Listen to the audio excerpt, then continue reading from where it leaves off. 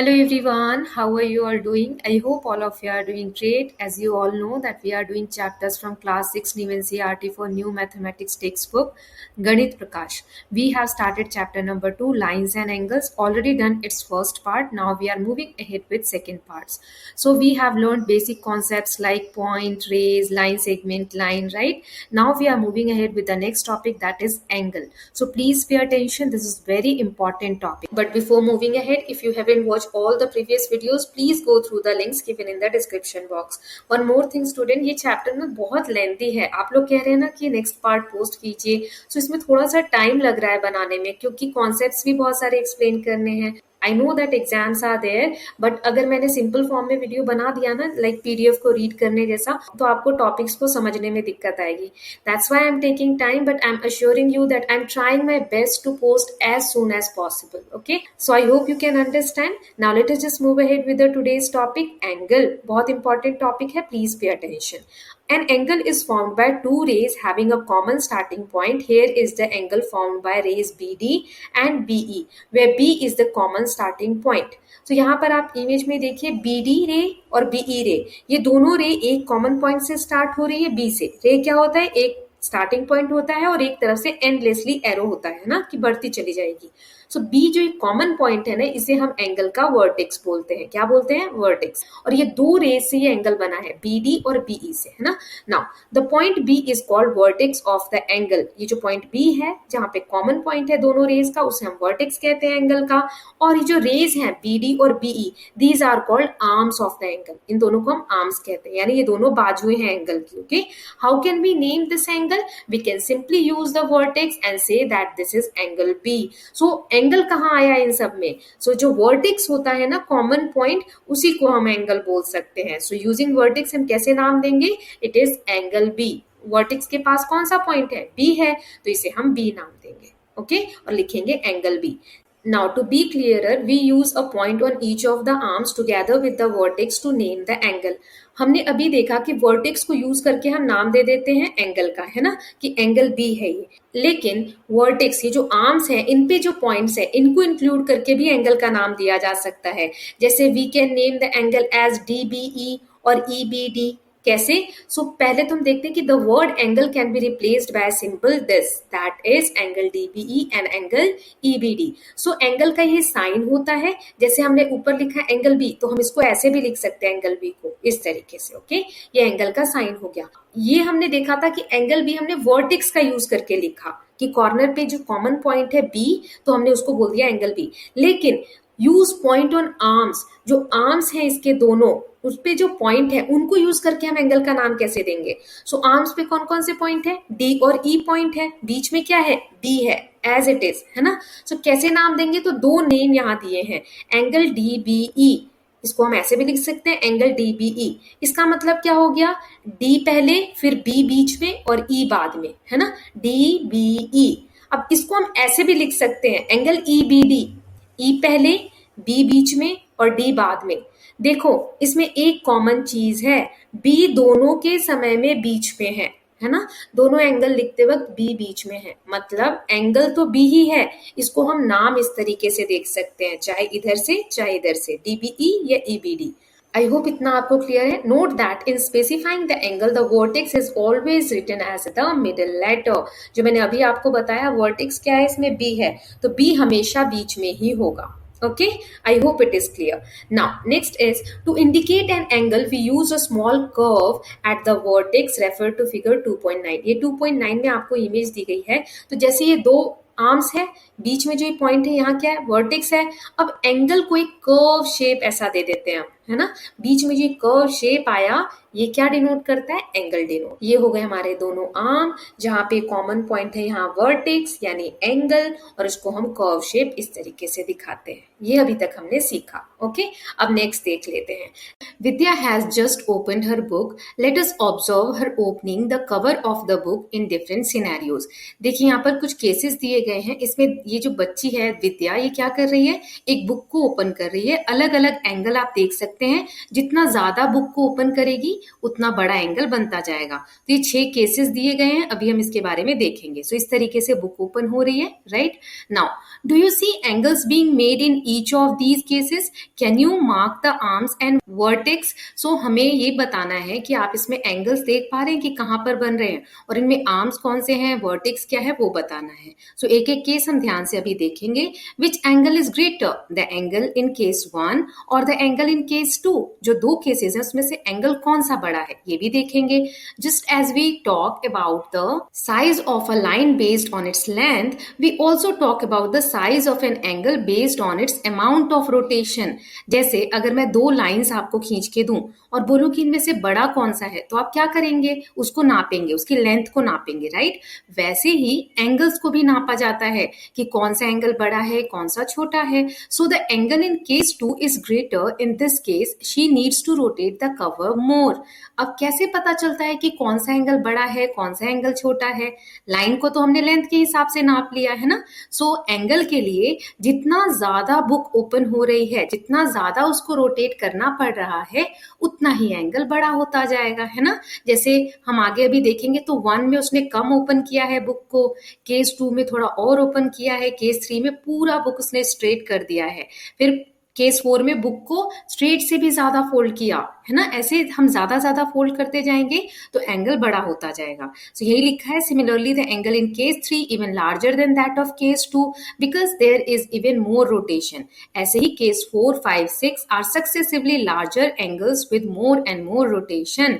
एक के बाद एक जैसे ज्यादा रोटेट करेगी वो बुक को, एंगल ज्यादा खुलता जाएगा, जैसे आप यहाँ देख सकते हैं ना। सो एंगल का साइज बड़ा होता जाता है जैसे जैसे हम आगे की तरफ बढ़ते जाते हैं। चलिए अब सभी केसेस को एक एक करके देखते हैं। तो केस 1 में ये हमारे 2 आर्म्स हैं, ग्रीन कलर से मैंने बनाए, इतनी बुक ओपन हुई है, और ये ब्लैक कलर से पॉइंट यहाँ पर दिखा रहा है वर्टेक्स, और ये व्हाइट कलर से जो लाइन जा रही है, ऐसे हम गोल राउंड बनाकर जो ड्रॉ करते हैं, ऐसे हम कर्व शेप जो बनाते हैं उसे हम एंगल बोलते हैं।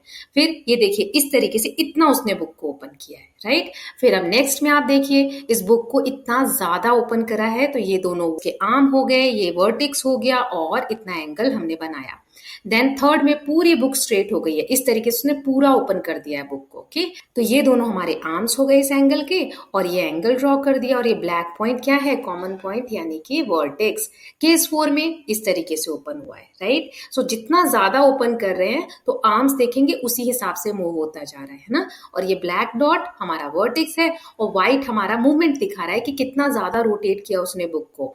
ऐसे ही इस नेक्स्ट में भी, और लास्ट में उसने पूरी बुक को उल्टा रोटेट कर दिया है, तो ये कंप्लीट सर्कल एंगल बन रहा है ना। सो आई होप आपको ये समझ में आया होगा कि एंगल हम कैसे नापते हैं। जितना ज्यादा रोटेशन होगा, दोनों आर्म्स के बीच में जितना ज्यादा गैप होगा, उतना क्या है, एंगल बड़ा है, ओके। चलिए देखते हैं। The size of an angle is the amount of rotation और turn that is needed about the vertex to move the first ray to the second रे।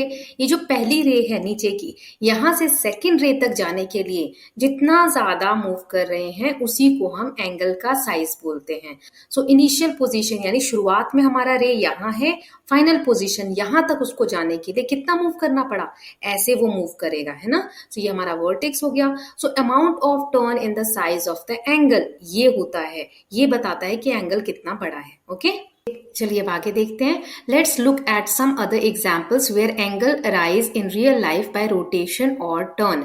अब कुछ ऐसे एग्जाम्पल्स देखते हैं जो हम अपने आसपास देख सकते हैं कि उसमें हमें एंगल्स कैसे दिखते हैं। सो इन अ कंपास और divider we turn the arms to form an angle. The vertex is the point where the 2 arms are joint. Identify the arms and vertex of the angle. So आपने compass देखा होगा, आपके geometry box में होगा, उसको आप ऐसे move करते हो, एंगल्स फॉर्म होते हैं बीच में, है ना। ये 2 इसके आर्म्स हो गए, ये वर्टेक्स हो गया जहां पे दोनों आर्म्स इसके मिल रहे हैं, और बीच में हमारे ये ग्रीन कलर से मैंने एंगल दिखाया। ऐसे ही आपके घर में कैंची होगी।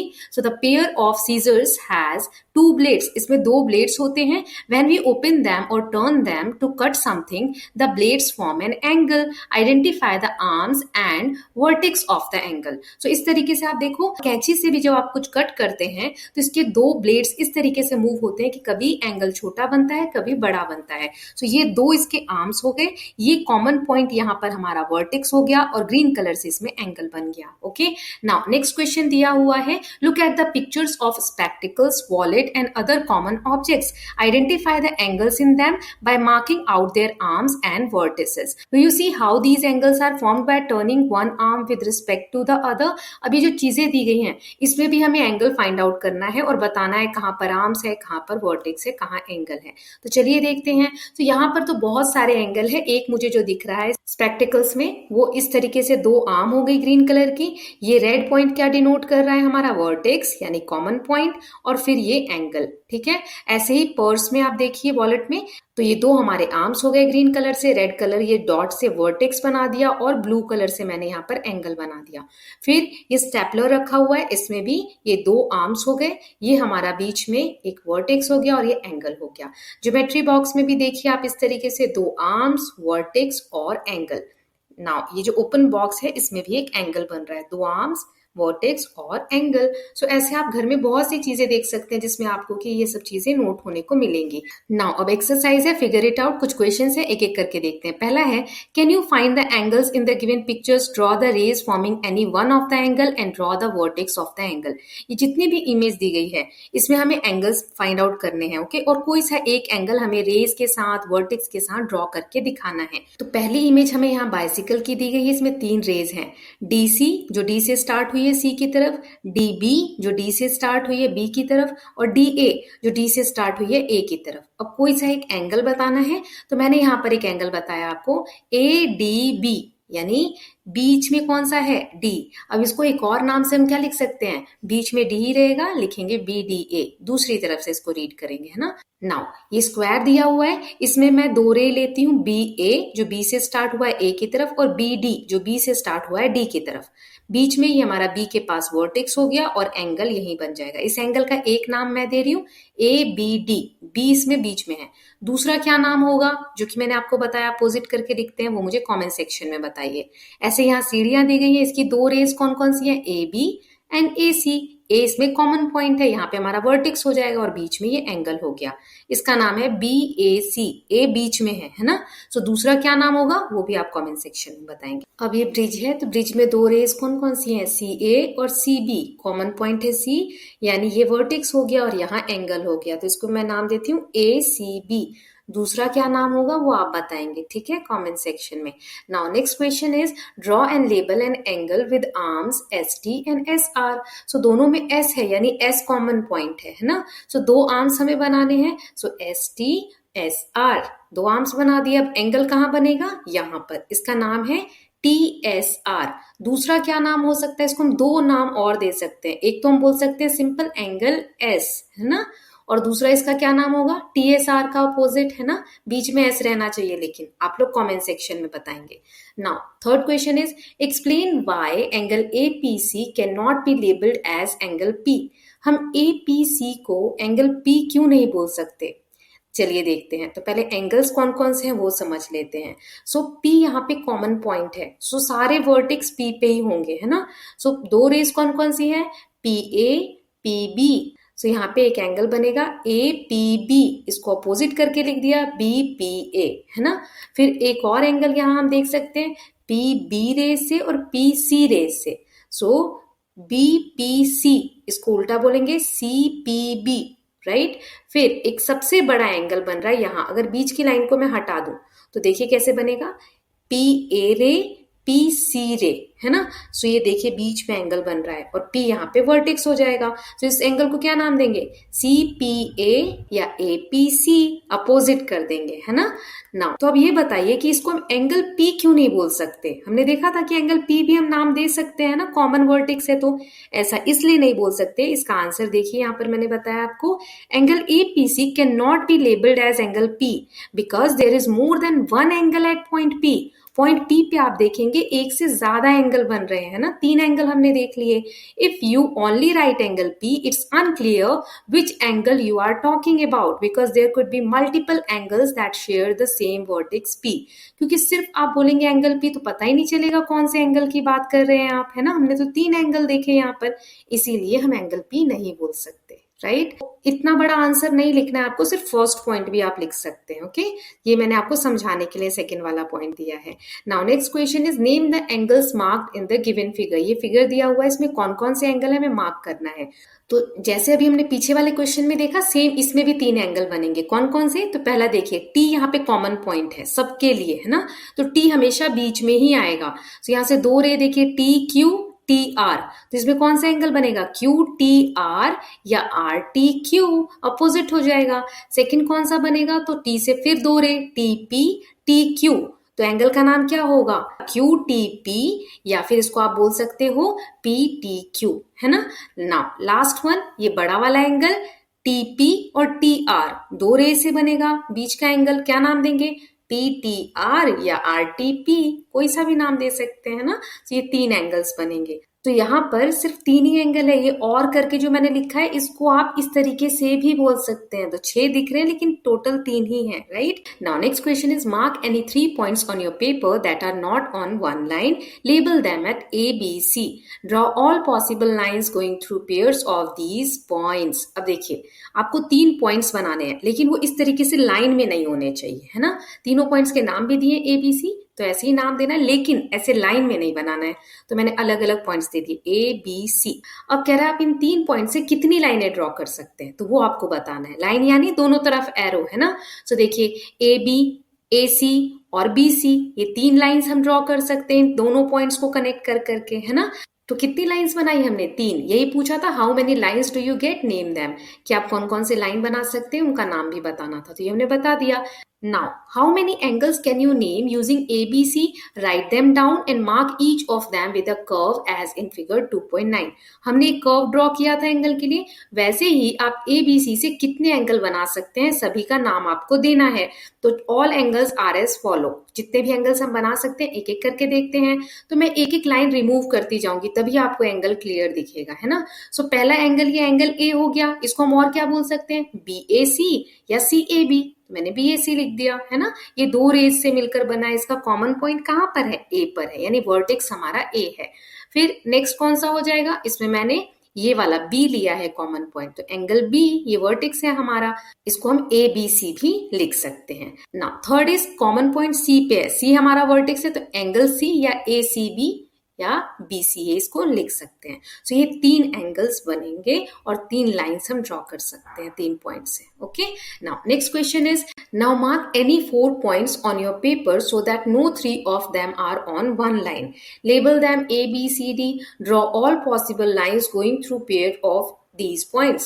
How many lines do you get? Name them. How many angles can you name using ABCD? Write them all down and mark each of them with a curve as in figure 2.9. अब हमें 4 points draw करने हैं ABCD, लेकिन इनमें से कोई से भी 3 पॉइंट एक लाइन में नहीं होने चाहिए। तो ये लीजिए, मैंने 4 पॉइंट ड्रॉ कर दिए ABCD।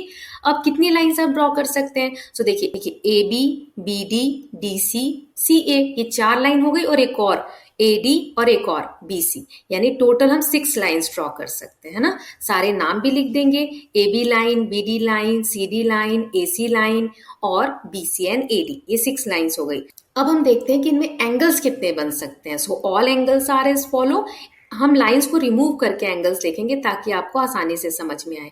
अब यहाँ पर एक चीज आपको ध्यान देनी है कि हर पॉइंट से आप 3-3 एंगल बना सकते हो। कैसे? चलिए देखते हैं। सो यहाँ पर देखिए 3 लाइंस आपको दिख रही है, यहाँ पे कॉमन पॉइंट है A, तो यहाँ पे हर एंगल के बीच में क्या होगा? A होगा, है ना। सो BAC, ये बड़ा वाला एंगल पूरा, फिर BAD, ये वाला एंगल, एंड CAD, ये वाला एंगल। ये 3 बने।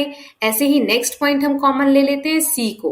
सो ACD, ये बड़ा वाला एंगल, ACB, ये बीच का एंगल, BCD, ये वाला एंगल, है ना। ये 3 हो गए। फिर नेक्स्ट पॉइंट हम कॉमन D ले लेते हैं। सो यहां पर बनेंगे बड़ा वाला CDB, ADB, then CDA। Okay, 3 angles बनेंगे। नाउ B कॉमन पॉइंट, तो यहाँ पर ABD बड़ा वाला, फिर ABC, फिर CBD। ओके, सब में बीच में B ही है।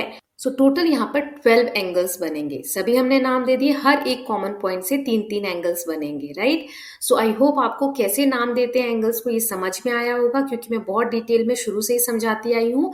अगर नहीं आ रहा है समझ में तो एक दो बार वीडियो को आपसे वापस से देखिए, क्लियर हो जाएगा। Okay, now next is comparing angles. अब कौन सा एंगल छोटा है, कौन सा बड़ा है, कैसे समझेंगे, तो चलिए देखते हैं। Look at these animals opening their mouth. Do you see any angles here? If yes, mark the arms and vertex of each one. Some mouths are open wider than others. The more the turning of jaws, the larger the angle. Can you arrange the angles in this picture from smallest to largest? यहाँ जितने भी animal दिए हुए हैं सबने अपना mouth open कर रखा है ना, तो जितना ज्यादा इनके दोनों जॉ लाइन के बीच में गैप है उतना बड़ा एंगल होगा। कैसे? तो पहले एक इंपॉर्टेंट कॉन्सेप्ट समझते हैं, फिर हम देखेंगे कि इनको सीक्वेंस में अरेंज कैसे करना है, कि सबसे छोटा मुंह किसका खुला है और सबसे बड़ा मुंह किसका खुला है। तो चलिए एक इंपॉर्टेंट कॉन्सेप्ट समझ लेते हैं। यहाँ पर आप देख पा रहे हैं दो रेस के साथ बीच में एक एंगल बना हुआ है रेड कलर से, है ना। अब मैंने एक और ऐसा ही एंगल ड्रॉ किया, लेकिन ये इमेज थोड़ी छोटी दिख रही है पहले वाले के कंपैरिजन में। तो हम क्या बोलेंगे कि ये एंगल छोटा है पहले वाले से? ये तो हमें पता चलेगा कैसे, चलिए देखते हैं। अब ये जो छोटा वाला एंगल है इसको मैंने एक अलग कलर से, सेम इसी नाप का है लेकिन बस कलर चेंज कर दिया है ताकि आपको अच्छे से समझ में आए। ओके, अब क्या देखना है, मैं इस छोटे वाले को बड़े वाले के ऊपर रख के देखती हूँ, है ना, कि ये अगर बड़ा होगा तो इससे अलग अलग इसकी लाइनें जाएंगी, अगर छोटा होगा तो इसके अंदर ही आ जाएगा। ये तो कैसे देखते हैं पहले समझ लेते हैं। तो ये बड़ा वाला है हमारा, अब इसमें मैंने छोटे वाले को ऐसे रखा इसके ऊपर, तो आप क्या देख रहे हैं यहाँ पर कि जो बड़ा वाला एंगल है जस्ट उसके दोनों आर्म्स के ऊपर जो पिंक वाली आर्म्स है, मतलब छोटे वाले एंगल की जो आर्म्स है, सो इसका मतलब क्या हुआ, एंगल तो एंगल के ऊपर ही आ रहा है दोनों का। सो आर्म्स छोटी बड़ी होने से एंगल पे कोई फर्क नहीं पड़ता है। इससे हमने ये जाना कि आर्म्स छोटी हैं या बड़ी हैं कोई फर्क नहीं पड़ता, उनके बीच में गैप कितना है ये डिसाइड करता है कि एंगल बड़ा है कि छोटा है। ये बहुत important concept. So I hope आपको ये क्लियर होगा। सो increasing the length of arms of the angle does not increase the angle. ऐसा नहीं है कि आर्म्स बड़ी हो गई तो एंगल बड़ा हो जाएगा। ये मैंने जो टेस्ट किया, एक एंगल के ऊपर दूसरे एंगल को रखा, इसी मेथड को हम बोलते हैं सुपर इम्पोजिशन। एक के ऊपर एक रख के हमने टेस्ट किया कि ये बड़ा है कि छोटा है। सो आई होप आपको ये नाम क्लियर होगा, इसको हम आगे अभी यूज करने वाले हैं। अब एनिमल के फेसेस देख लेते हैं। तो सब में मैंने ये ब्लू कलर से इनके फेसेस जितने ओपन हैं ये ड्रॉ कर दिए, दो दो आर्म्स, है ना। अब यहाँ आप देख सकते हैं बर्ड का फेस सबसे ज्यादा खुला है, 2 नंबर पे ये स्नेक है, 3rd नंबर पे ये क्रोकोडाइल है। अब देखो क्रोकोडाइल का फेस बड़ा है यानी आर्म्स बड़ी हैं, इसका मतलब ये नहीं है कि इसका एंगल भी बड़ा होगा, है ना। जिसका फेस ज्यादा खुला है जैसे चिड़िया का, तो ये चिड़िया का सबसे बड़ा एंगल है, और उसके बाद फिर स्नेक का यानी सांप का। 4th नंबर पे हमारी फिश आ जाएगी, और 5th नंबर पे छोटा सा यहाँ अर्थवॉर्म जैसा कीड़ा एक दिख रहा है, उसका फेस खुला हुआ है। ओके, सो इस तरीके से हमने अरेंज कर दिया कि सबसे छोटा कौन सा है और सबसे बड़ा कौन सा है। चलिए अब आगे देखते हैं। यहाँ पर हमें कुछ एंगल्स दिए हैं। Is it always easy to compare two angles? क्या हमेशा ये आसान होता है एंगल्स को कंपेयर करना? Here are some angles. Label each of the angles. How will you compare them? Draw a few more angles. Label them and compare. So यहाँ कुछ एंगल्स दिए, इन्हें हमें लेबल करना है, मतलब नाम देना है एंगल्स को, और कैसे इसको कंपेयर कर सकते हैं कि कौन सा बड़ा है कौन सा छोटा है। तो पहले लेबलिंग करते हैं। तो इसमें मैंने 3-3 पॉइंट्स दे दिए सभी आर्म्स पे, और नाम दे देते हैं ABC, यहाँ एंगल है, PQR यहाँ पर एंगल है, फिर STU, टी बीच में है, STU, फिर MLK या KLM, ठीक है, बीच में एंगल है। सो इस तरीके से नाम दे दिए। अब हम कंपेयर कैसे करेंगे? तो इसके बहुत से तरीके होते हैं। पहला जो आपके टेक्स्ट बुक में दिया है वो है comparing angles by super imposition, जो मैंने अभी आपको समझाया।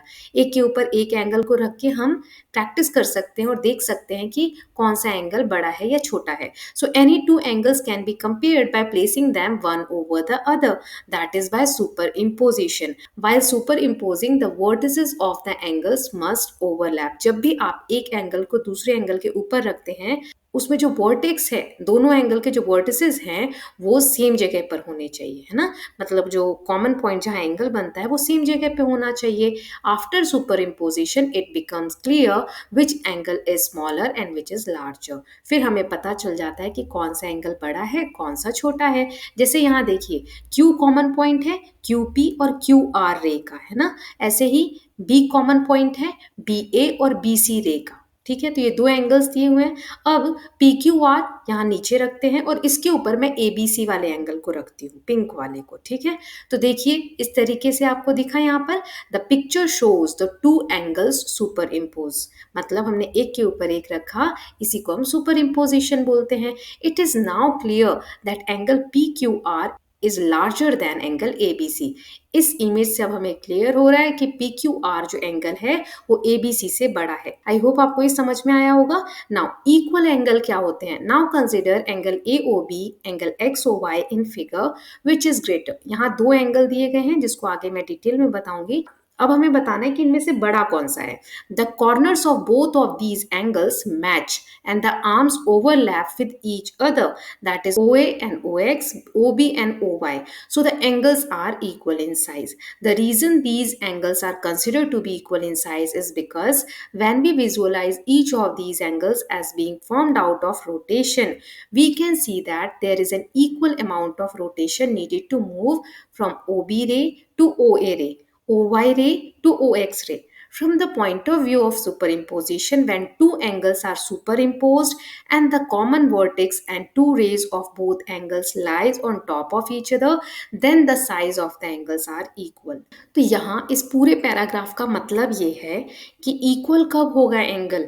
जब दोनों रेज सुपर इम्पोज होने के बाद एक के ऊपर एक बिल्कुल फिट बैठ जाएगी, है ना, और एक ही जगह पर दोनों के वर्टेक्स होंगे और एंगल भी सेम होगा, तो हम इसे इक्वल एंगल कहेंगे, है ना। इसको ऐसे भी कह सकते हैं कि एक रे से दूसरी रे तक जाने के लिए जो रोटेशन होती है, एंगल का जो रोटेशन होता है वो सेम होगा। कैसे, चलिए समझते हैं। तो यहाँ पर हमें दो एंगल्स दिए हुए हैं AOB and XOY। So XOY पहले रख दिया हमने। नाउ इसके ऊपर मैं रखती हूँ AOB को। तो देखिए लाइंस जरूर छोटी बड़ी हैं, मतलब जो इनके आर्म्स दिए हुए हैं वो छोटे बड़े जरूर हैं, लेकिन एंगल एकदम सेम बन रहा है दोनों को। तो जब दोनों आर्म्स एक के ऊपर एक एग्जैक्ट फिट हो जाए, एंगल एग्जैक्ट फिट हो जाए, तो ऐसी सिचुएशन में बनता है हमारा equal angle. Now next is where else do we use superimposition to compare. और हम कहाँ कहाँ सुपर इम्पोजिशन मैथड यूज कर सकते हैं? तो देखिए आप अपने हैंड्स को एक के ऊपर एक रखिए, इस तरीके से रखेंगे तो ये अलग दिखेगा, है ना, अंगूठे दोनों अलग जा रहे हैं। लेकिन जब नमस्ते की पोजीशन में आप हाथ को एक दूसरे के सामने लेकर आएंगे तो एग्जैक्ट फिट बैठ जाएगा, है ना। ऐसे ही हमारा इक्वल एंगल भी होता है। अब एक्सरसाइज है figure it out. So I hope आपको सुपर इम्पोजिशन वाला टॉपिक अच्छे से समझ में आया होगा। अब इसकी जो एक्सरसाइज है वो हम नेक्स्ट पार्ट में देख लेंगे। सो स्टार्टिंग में भी बताया था, फिर से एक बार बता रही हूँ, कॉन्सेप्ट्स बहुत ज़्यादा है समझाने को, चैप्टर बहुत लेंदी है, इसीलिए थोड़ा सा टाइम ज़्यादा लग रहा है। Sorry for delay students, I am trying my best to complete all the chapters as soon as possible, not only from maths, from other subjects also. So please watch all the chapters, the links are there in the description box from other subjects too. Okay, I hope you are liking these videos. If you are doing so, please like and share it, and don't forget to subscribe Kalyan TV channel for more such videos. Thank you so much.